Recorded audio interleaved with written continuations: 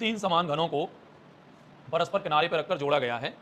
इस प्रकार बने हुए घनाभ के संपूर्ण पृष्ठ का क्षेत्रफल ज्ञात करो। भुजा की घात 3 बराबर हो जाएगा 125 और भुजा की जो वैल्यूएशन है वो कितनी हो जाएगी 5।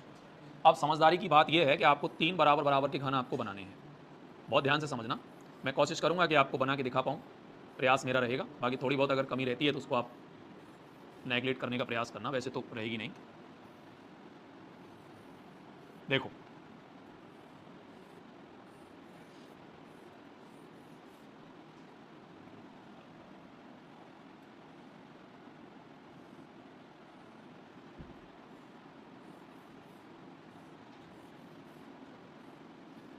देखिए, ये 3 बराबर के घन मैंने ले लिए और तीनों को आपस में जोड़ दिया। देखिए आप जोड़ दिए। अब इन तीनों घनों को यदि आप आपस में जोड़ दोगे तो ये ऊपर की जो लाइन आपको दिख रही है वो 5 और 5 और 5, यानी पांचों को अगर आप तीनों को जोड़ दोगे तो इसकी जो लाइन है वो हो जाएगी 15। इसे आप ऐसे समझिए कि इसकी जो लंबाई है वो हो गई 15, इसकी चौड़ाई हो गई 5 और इसकी हाइट भी कितनी हो जाएगी 5। और आपको जो चाहिए वो इसका घनाभ का संपूर्ण पृष्ठ चाहिए।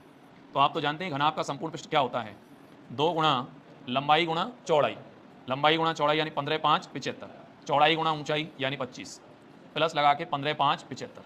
बोलो कितना हो गया, 75 और 75 150, 150 और 25 175। 175 को कितने से गुणा करेंगे, 2 से, तो 350।